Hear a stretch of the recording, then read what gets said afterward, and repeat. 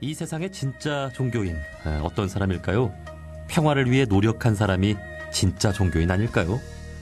매주 이 시간 노벨 평화상 수상자들에 대해 한 사람씩 자세히 배워보고 있는데요. 오늘은 그 6번째 시간으로 2000년 노벨 평화상을 수상한 우리나라 인물 김대중 전 대통령에 대해 알아보겠습니다. 연세대학교 국제학대학원 교수이자 평화를 만든 사람들의 저자 류상영 교수님 나오셨습니다. 교수님 어서 오세요. 네, 반갑습니다. 네, 류상영입니다. 네. 예. 자, 그동안 노벨 평화상 수상자로 외국 인물들만 다루다가 김대중 전 대통령을 만나게 되니 더 반가운 마음이 드는데요. 교수님께서는 어떤 계기로 김대중 전 대통령에 대해 글을 쓰게 되셨는지요? 네, 제가 사실은 2004년부터 2009년까지 아시아 최초의 대통령 도서관인 김대중 도서관 관장을 지냈습니다. 그래서 이제 최초로 대통령 도서관을 만들고 그 2003년에 당시 김대중 대통령께서 전체 자료와 시설을 기증하는 과정에도 제가 실무 역할을 담당했고 이 연세대학교와의 어떤 다리 역할 그리고 협약서나 언론 회견문 등을 다 작성했던 그런 인연이 있었고요.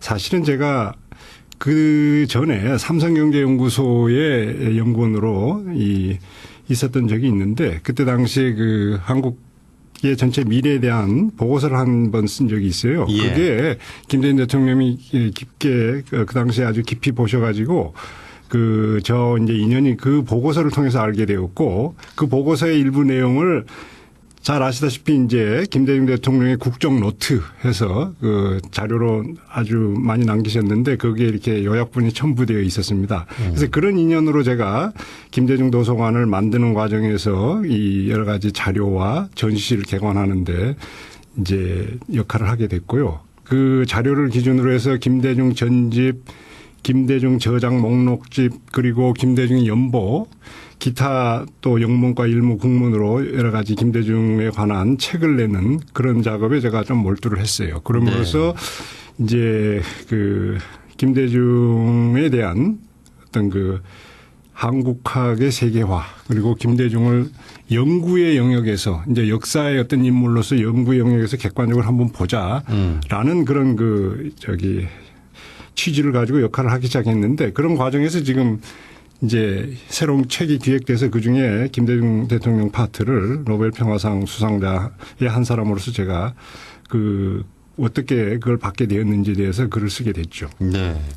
그러면 그야말로 이 김대중 전 대통령을 뭐 학문적으로 또 역사의 인물로 또 정치인으로서도 이렇게 다각도로 연구하신 또 가장 잘 아는 분이라고 볼 수 있겠네요. 네네 네.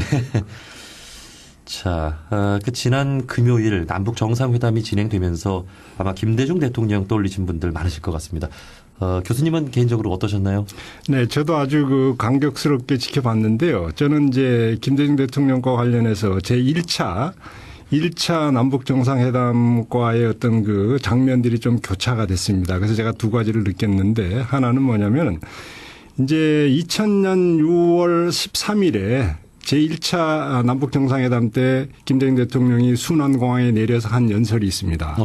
그게 이제 많은 세월이 걸렸습니다. 긴 세월을 돌아 이제 왔습니다. 반세기 동안 쌓인 한을 한꺼번에 풀 수는 없지만 그러나 이제 시작이 반입니다라는 얘기를 했어요. 그래서 그게 48년 분단 이후에 52년 만인데 이제 여러 시청자 여러분들께서도 다 아시겠지만 지난번 이제 4월 27일 때 이 북한의 김정은 위원장이 11년 만에 제2차 정상회담 이후 11년 만에 이렇게 오래 시간을 걸려서 왔습니다라는 얘기를 했죠. 예. 그게 굉장히 대비되는 그러네요. 제가 느꼈고 이 현장에 다 두 장면에서 어떤 역사의 한 장면인데 어떻게 보면 감격과 조심스러움 그리고 뭔가 정서와 이성 그다음에 민족주의와 어떤 국제정치의 어떤 냉엄한 어떤 그런 현실들 이러한 것들이 김대중 대통령이 그 당시에 가졌던 여러 가지 어려웠던 환경 속에서도 뭔가 돌파하려는 그런 국면들 거기에서 느꼈던 고뇌나 어떤 리더십 이런 것들이 교차되면서 이렇게 좀 더 큰 감동으로 저한테는 다가왔고요. 또 하나는 그걸 보면서 한국 외교에 대해서 김대중 대통령이 남겼던 그런 말들이 참 스쳐갔습니다. 그게 뭐냐면은 이제 평소에 말씀하시기를 한국은 코끼리의 큰 네 다리 사이에 아주 그 불안하게 놓여 있는 토끼다라고 표현을 많이 하셨어요. 네. 그러면서도 이제 달리 이 도랑 안에 이 시골에 가면 조그마한 개울들이 있는데 그 도랑 안에 그 빠져 있는 어떤 그 사이를 걸어가는 소라는 표현을 썼어요. 그 한국의 위치가 뭐냐면은 이게 도랑 안에 소가 들어가게 되면 이게 양쪽 풀을 푸른 물에서 자라나는 아주 풀을 잘 뜯어 먹을 수 있어요. 그래서 어떻게 하느냐에 따라서 우리의 그 한반도의 어떤 그 외교적 운명이라는 게 아주 자산이 될 수도 있고 굉장히 그 부담이 될 수도 있는데 이런 말씀을 하셨습니다. 제가 그걸 좀 한번 말씀드리면 지금 현재 남북 관계를 다뤄가는 과정이나 그리고 이미 저 3차 정상회담을 성공적으로 다루고 앞으로 이제 이건 출발이기 때문에 우리가 많은 그 교훈을 얻어야 되고 또 조심스러워야 되는데 이런 말씀하신 적이 있어요. 우리에게 외교는 명줄이나 다름없다. 그래서 한반도는 이 4개국의 이해가 촘촘히 얽혀 있는 기의 땅이자 위기의 땅이다. 도랑에 든 소가 되어 휘바람을 불며 양쪽의 풀을 잘 먹으면서 갈 건지 아니면 열강의 쇠창살에 갇혀서 그들의 먹이로 전락할 건지 그건 전적으로 우리한테 달려있다라는 말씀하신 적 있죠.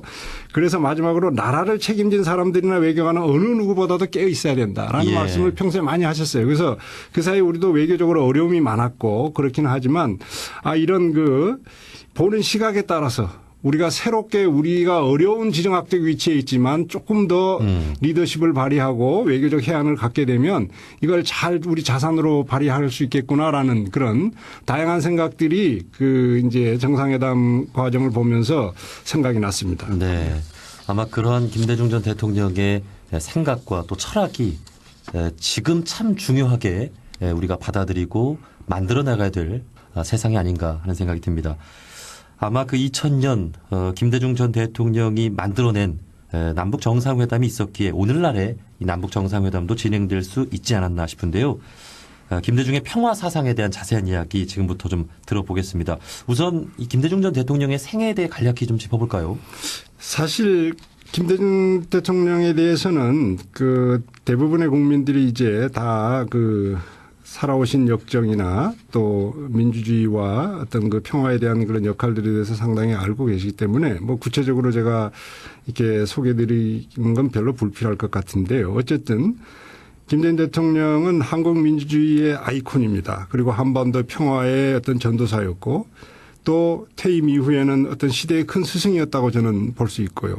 또 개인적으로 보면 상당히 이성적이고 또 유능한 정치인이고 대통령이었다라는 생각을 합니다. 저는 주로 이 퇴임 이후에 많이 배웠었기 때문에 퇴임 이후의 역할이라는 건 누구보다도 더 국제적인 위상과 무게감을 갖고 한국의 어떤 위상을 높이는 데나 그다음에 자신의 어떤 주어진 역할들을 아주 모범적으로 성공시켰던 그런 그 전직 대통령이었지 않았나라는 생각을 해요. 예. 이걸 좀 이게 보면 다 아시겠지만 김대중 대통령이 살아오신 길은 굉장히 사실 위태위태했습니다.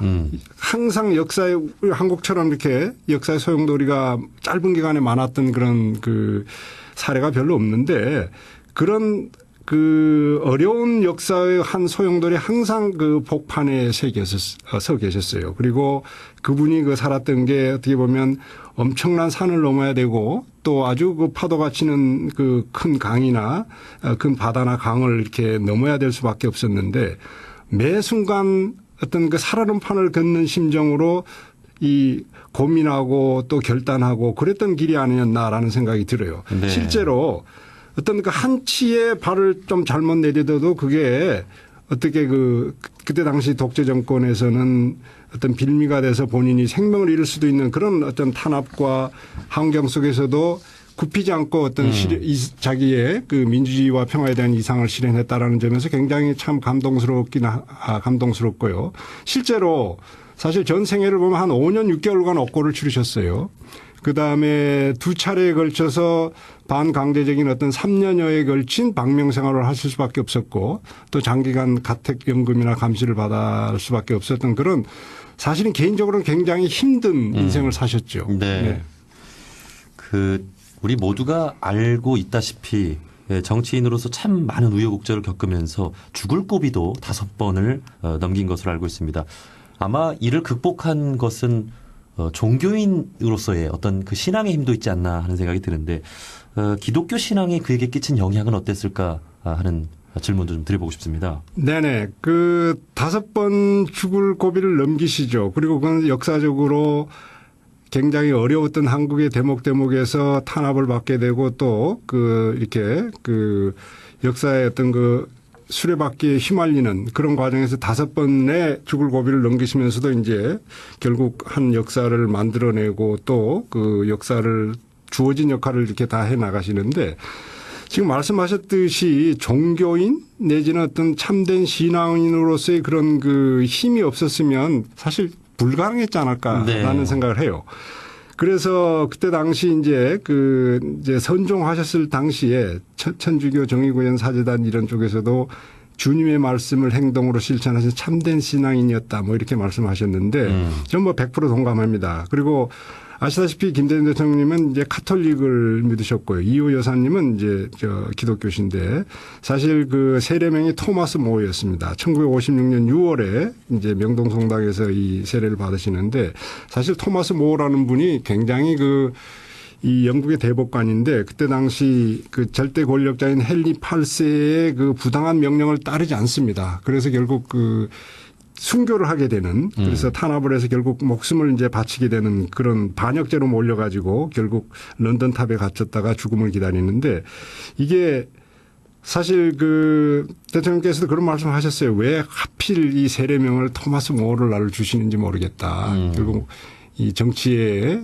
옳지 않는 하느님의 하느님의 종이 되기 위해서 권력자의 종을 거부함으로써 이 목숨을 잃어야 되는 그런 험난한 분을 왜 나한테 주셨나 모르겠다라는 평소에 그런 말씀을 하신 적이 있어요. 그런 이제 그런 것들이 어떻게 보면 놀랍게도 본인이 겪었던 정책 탄압이나 이런 거에 어떤 좋은 일화가 되지 않나라는 생각을 하는데 사실 이 토마스 모어가 죽음을 앞두고 이제 딸에게 마지막 편지를 보내는 거에서도 나는 내가 잘못이 아니면 결국 하느님이 나를 저버리지 않을 거다. 그래서 나는 하느님께 내 희망을 걸고 내 전부를 그분께 바치겠다는 말을 했어요. 그런데 네. 이제 이 역사를 보면 김대중 대통령도 똑같은 비슷한 경험을 하세요. 1981년 6월 23일에 옥중에서 쓰셨던 내용을 보면 옥중 서신을 보면은 큰아들한테 김홍일 의원한테 보내는 옥중 서신에서 이런 얘기를 합니다. 용기와 사랑은 진실로 너그러운 강자만이 할 수 있다. 그래서 꾸준히 노력하면 하느님께 자기의 원수를 용서하고 사랑하는 힘까지 가질 수 있도록 도와주기를 우리는 언제나 강구하자. 그래서 너나 내가 다 같이 사랑의 승자가 되자. 뭐 이런 말씀을 하셨어요. 사실 지금 보면은 쉬워 보이는데 쉽지 않은 거거든요. 네. 그래서 이게 납치당했을 때도 그런 여러 가지 예수님을 만났었다라는 말씀도 하시고 하는 거지만 이게 종교적인 힘이 없으면 개인적으로나 사회적으로나 그리고 가족 관계에서도 이 견뎌내기 힘든 게 아닌가라는 생각을 해요. 특히 제가 보기에는 또 이호 여사님을 비롯해서 가족들이 신앙의 힘이 없었으면은 이 거칠은 너무나 힘든 이 과정을 저는 도저히 헤쳐나갈 수 없었다고 저는 생각을 합니다. 네. 그래서 이 종교적인 힘, 하느님에 대한 믿음, 그리고 또 그걸 어떤 사랑의 정신을 실천하기 위한 이런 것들이 이 김대중 대통령의 뿐만 아니라 가족들 모두에게 깊이 박혀있기 때문에 어려운 그런 어려운 과정들을 이 내부의 어떤 평화로운 마음을 이렇게 잃지 않고 극복해 나가셨지 않았는가라는 생각을 저는 해요. 네. 이 용서와 화해 말씀하신 대로 단순히 그냥 정치인으로서만 할 수 있는 것이 아니라 큰 철학과 또 종교적인 신앙이 있었기에 우리 사회의 어떤 대화합을 위해서 또 용서와 화해를 또 실천하신 게 아닌가 하는 생각도 들고요. 자, 이번에 노벨 평화상을 받은 이야기도 좀 해보죠. 민주주의와 인권을 위해 노력하셨지만 이 노벨 평화상을 받은 이 결정적인 계기는 남북관계 개선이라고 볼 수 있겠죠? 네, 저는 약간 생각은 달리 하는데 사실 한국에서는 그 사이에 김대중 대통령 노벨상을 가지고 노벨을 해서 받았다. 북한에 돈을 줘서 정상회담을 성사시켜서 그 대가로 받았다 뭐 이런 말들까지 다 많이 하고 그래서 사실 국제적으로는 한국의 어떤 그 한국 수준이 이렇게밖에 되지 않았나라는 사실은 그 국제적인 위상을 좀 해치는 그런 그 내부의 여러 가지 정치적인 그런 그 반론들이 어떤 그 루머들이 있었는데요. 사실은 저는 이렇게 항상 이렇게 얘기합니다. 이 노벨위원회에서 보낸 편지 그리고 선정 이유서를 보면 아주 정확하게 이유가 나와 있는데요. 네. 세 가지입니다. 그게. 그래서 사실은 첫 번째는 남북관계가 아니에요. 첫 번째는 뭐냐면은 민주주의와 인권에 대한 철학과 투쟁. 그 글을 그대로 이렇게 인용해 드리면 오랜 권위주의적인 통치 하에서도 수차례 생명의 위협을 받고 장기간 망명 생활을 강요하는 상황에서도 그가 보여준 민주주의와 인권에 대한 철학과 투쟁. 이게 사실은 제1원인이었어요. 그리고 네. 특히 그 당시에 아시아의 권위주의 국가들이 많았는데 한국이 아주 모범적으로 민주주의를 이뤄냈고 그러한 것들이 보편적인 민주주의 정신을 아직 민주화가 덜 된 나라가 많은 이 아시아에도 보편적으로 확대시킬 수 있겠다. 이게 국제적으로 굉장히 공헌이 크다. 라는 그런 취지에서 그게 일본의 어떤 그 첫 번째의 노벨 평화상 그 수상을 하게 된 그런 이유입니다. 이건 제 말이 아니고 노벨위원회 그 선정 취지서인데요. 그다음에 네. 두 번째가 이제 2000년 남북 정상회담과 한반도의 냉전 종식의 희망을 심어준 사건이다.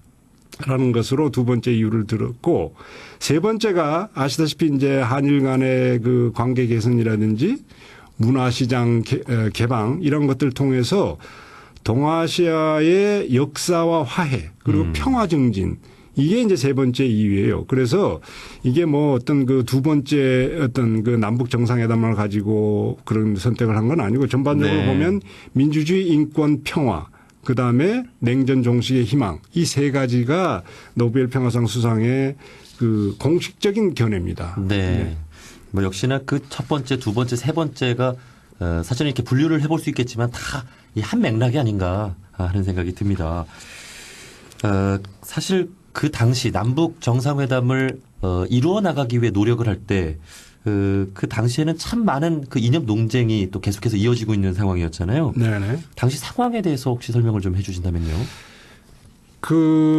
사실 그 당시까지만 해도 한국의 어떤 뭐 종북이라든지 빨갱이라든지 이런 논의들이 참 많았잖아요. 지금도 시대착오적으로 이제 그런 말들을 이 본인의 그 정치적인 어떤 개인적인 이해나 아니면은 역사에 대한 어떤 그 시대착오적인 인식 하에서 이런 말들을 아직도 쓰고 계신 분들이 사실 있어요. 근데 뭐 민주주의 사회에서 한 10%는 이런 말씀 하셔도 상관없습니다. 네. 그런 분들은 어디나 다 있어요. 그렇기 때문에 크게 대수롭지는 않는데 다만 이게 2000년 그 정상회담 때도 그렇고 김대중 대통령의 어떤 평화에 대한 생각이나 이런 것들을 논의하는 데 있어서 또 본인이 가장 그 어떻게 보면 크게 신경 안 쓰셨는데 그럼에도 불구하고 항상 그 거슬리는 그런 그 어떤 한국 사회의 특수한 성격이 있지 않았나라는 생각을 해요.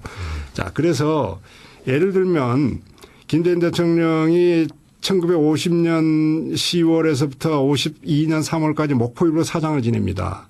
그다음에 해운회사도 운영하신 청년사업가였고 한마디로 말하면 굉장히 돈이 많으셨어요. 그 당시에. 그래서 뭐 이렇게 그 돈이 없어서 무슨 뭐 이 빨갱이 논쟁이 되고 그럴 입장이 아니었어요. 이분은 사실은. 예. 우리가 지금 그리고 실제로 한국전쟁 기간에도 해상방위대 전라도 지구 부사령관을 해가지고 본인의 배를 가지고 전쟁 물자나 피난민 수송 뭐 목포에서 인천까지 왔다 갔다 하고 이렇게 역할을 하셨거든요.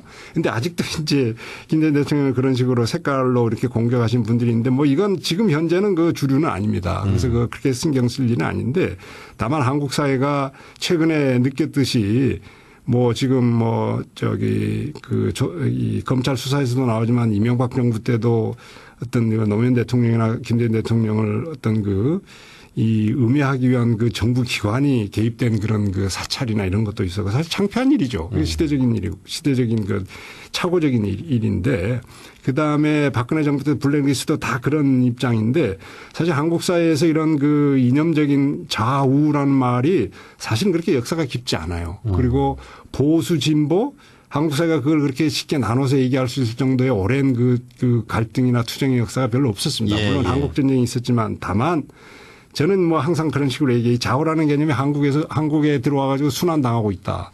그 보수 진보라는 말도 상당히 한국에 와 가지고 자기 그 어떤 그 정파들의 이해관계나 이런 거에 의해서 상당히 오남용되고 있다라는 생각을 하는데 사실 그 당시에도 이 2000년만 해도 굉장히 그 김대중 대통령도 이런 말들을 평생 많이 그렇게 들으셨죠.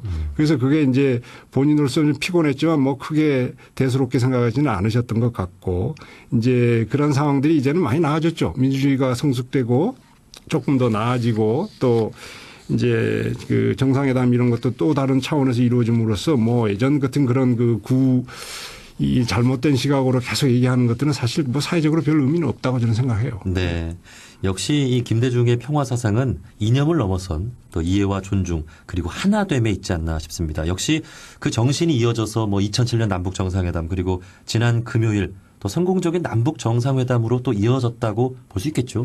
네, 그렇죠. 그래서 이게 평화라는 말들이 사실 학술적으로도 굉장히 복잡하게 논의되는 거거든요. 그런데 이제 제가 뭐 알기 쉽게 김대중 대통령과 연결시켜서 말씀드리면 한 그 세 개 정도로 나눌 수 있지 않을까 생각이 돼요. 일단 개인적인 평화, 인간 개인들이 갖고 있는 평화라는 것은 주의나 어떤 그 상대에 대한 어떤 그 갖고 있는 내면적인 어떤 사랑 그리고 그것에는 종교적 힘 이런 것들이 있지 않았으면 김대중 대통령으로서 견디기 힘들었지 않았을까.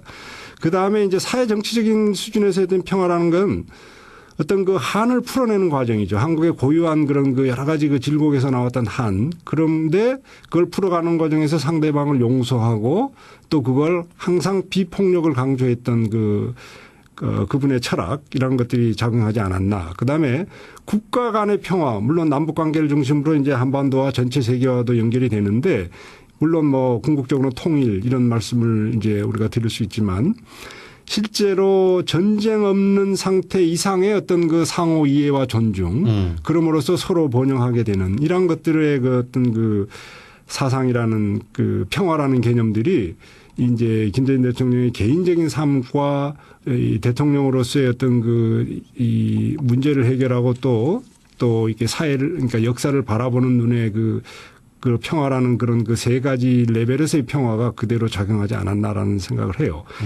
이제 그러면서도 또 특히 그러니까 남북 관계에서는 항상 우리가 또 놓쳐서는 안 될 부분이 이 평화를 얻기 위해서 또 유지하기 위해서 또 만들기 위해서 이 현실적인 그 안보 문제에 대해서 소홀하지 않는 그런 것들을 느낄 수가 있어요. 그래서 사실은 햇볕 정책도 여러 가지 논쟁이 됐습니다마는 국방력을 겸비해서 안보를 담보하는 수준 내에서의 그걸 기초로 해서 뭔가 이 남북 화해를 주도하고 또 이렇게 평화를 만들어 나가는 그런 내용이라는 그 핵심을 우리는 잊어서는 안 되고요.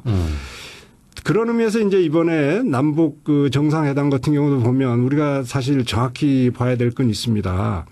이게 참 이 역설적이기는 한데 왜 지금 현재의 이 파격적인 지금 2018년에 이런 그 정상회담이 가능했을까? 그리고 그것도 성공적으로 가능했을까? 역설적으로 말하면 북한이 핵을 완성했기 때문에 가능한 겁니다. 그래서 이게 김정은이나 북한에서의 어떤 뭐 갑자기 마음이 변해가지고 그런 것도 아니고 철저하게 그 국제적인 질서 속에서 아이러니하게 우리가 핵을 없애자고 하는데 핵을 완성했기 때문에 그걸 무기로 해서 서로 대화가 가능하게 되고 핵을 없애자는 그런 그 대화가 막 시작되는 그런 참 한국의 이 희망적이면서도 상당히 한국이 안고 있었던 그 사이에 그 국제 정치적인 그 어떤 그 질곡들, 지정학적인 어떤 그런 그 어려움들 이러한 것들이 사실은 반영된 거라고 할 수 있죠. 그래서 이러한 현실도 이제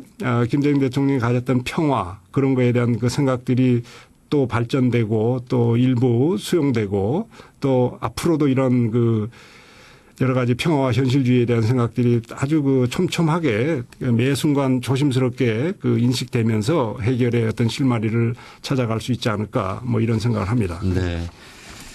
자, 이제부터가 참 중요할 것 같습니다. 한반도의 진정한 평화를 위한 첫걸음을 뗀 지금 이제 김대중 전 대통령이 계시다면 또 어떤 말씀들을 우리 국민들께 하셨을까? 앞으로 우리는 어떤 노력을 해야 될지 마지막으로 한 말씀 전해주시죠. 저는 뭐 제 견해를 얘기한 거 의미가 없을 것 같고요. 사실 김대중 대통령께서 이 사회에 담긴 어떤 유언이라고 할까요? 그게 사실 마지막 연설입니다. 2009년 6월 11일 날 이렇게 마지막 연설에서 이제 이런 얘기를 하죠. 다 뭐 유명하게 알려져 있는 얘기인데 행동하는 양심이 됩시다. 그래서 자유와 서민 경제를 지키고 평화로운 남북 관계를 지키는 일에 모두 들고 일어나서 안심하고 살 수 있는 나라, 희망 있는 나라를 만듭시다. 사실 이게 마지막 연설이신데 이게 사회에 던지는 어떤 메시지고 또 개인적으로는 사회에 대한 바라고자 하는 유언이 아니었을까라는 저는 생각을 해요. 그런 의미에서 이제 최근에도 보면 우리가 뭐 불과 얼마 전에 촛불을 겪었고 또 민주주의가 망가져가는 과정을 보았고 또 남북한 간의 평화가 거의 전쟁 직전까지 갔던 것을 봤습니다. 그래서 이러한 부분들이 다시 반복되지 않기 위해서 어떻게 해야 될 것인가라는 측면에서 봤을 때 마지막 남기신 이런 연설, 마지막 유언, 행동하는 양심이 됩시다. 민주주의를 지키기 위해서 민주주의는 항상 가꾸지 않으면 다시 퇴보할 수 있습니다. 어느 나라는 마찬가지고 민주주의가 완성된 나라는 전혀 없고 평화도 사실은 굉장히 유리그릇 같은 거거든요. 언제 어떤 식으로 올지 모르고 또 우리가 너무 평화에 대해서 너무 자만해도 안 되고 또 평화라는 개념 자체가 굉장히 겉으로 보는 것 이외에 어떤 사회적인 관계, 국가 간의 관계, 그다음에 어떤 모든 구성원들의 마음속에까지 평화롭게 느끼는 그런 단계까지 가지 않으면 이게 완성되지 않는 굉장히 오랜 기간이 거칠 여정이기 때문에 이 김대중 대통령이 가졌던 그런 인생의 여러 가지 국면들 그다음에 이 마지막에서 남긴 이런 연설들이 우리 사회가 언제 가더라도 항상 교훈으로 삼을 만한 어떤 방향의 어떤 나침반이 될 수 있지 않을까라는 생각이 됩니다. 네. 야. 저희가 매주 노벨 평화상 수상자들에 대해 한 사람씩 이렇게 배우고 있는데 세계 곳곳에 어떤 역사를 좀 배우는 것 같아요. 그러면서 우리에게도 이렇게 훌륭한 지도자가 있었구나. 그리고 우리는 살아있는 현재 어떤 마음으로 어떤 생각으로 살아가야 하나 하는 생각을 하게 됩니다. 혹시 좀 더 전하고 싶으신 말씀 있으신지요? 저는 사실 지금 이제 김대중 대통령이 한국 사회에서 보면은 한국 사회에서 굉장히 무거운 분입니다. 그리고 항상 진지하고 그런데 저는 이제 이 인터뷰를 마치는 과정에서 이제 몇 가지 한번 여쭙고 싶은데 김대중 대통령이 이제 마지막 남긴 일기에서는 인생은 아름답고 역사는 발전한다 이렇게 말씀하셨어요. 이게 사실은 한국 사회의 또 하나의 어떤 메시지가 아닐까. 어떻게 하면 인생을 아름답게 만들겠어요. 그리고 역사를 발전시키겠어요. 이게 쉽지 않은 거거든요. 그래서 누구보다도 어려운 환경 속에서 고난 속에서 이렇게 뭔가를 역사를 만들어 오신 그런 인물인데 어떻게 보면 이런 말씀을 하실 수 있다는 게 사실은 모든 개인들에게 상당히 많은 인간적인 교훈이 되지 않을까라는 생각을 해요.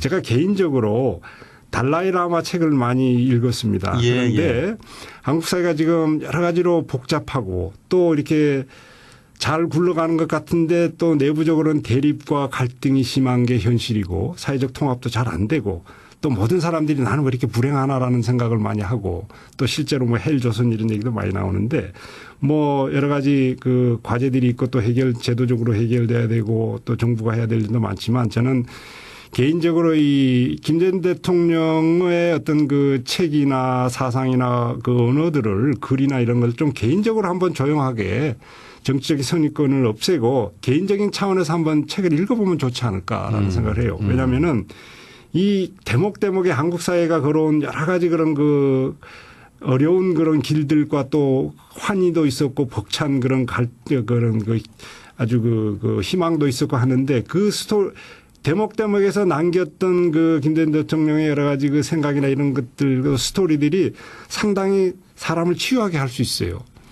사실 김대중을 읽으면서 인간적으로나 사회적으로 치유되고 또 내면적으로까지 좀 평화를 이끌 수 있는 그러면서 좀 한국 사회가 이렇게 여러 가지 복잡한데 또 큰 과제들도 많고 상당히 우리가 한 시대를 살아온 그 노벨 평화상 수상자이면서 큰 그 족적을 남긴 어떤 그 사회적인 어떤 한 어른으로서의 김대중이 가졌던 어떤 그 힐링 효과 이걸 개인적인 차원에서 한번 느껴보면 이런 것들이 사회적으로도 상당히 그 사회적 코스트를 낮추고 사회의 어떤 그 화합이나 이런 걸 좀 늘리고 또 이 평화 문제도 잘 해결하면서 우리 내부에서 평화도 조금 더 그 평화를 정착시킬 수 있는 그런 좋은 어떤 교과서 중에 하나가 아닐까라는 생각을 저는 개인적으로 했습니다. 네.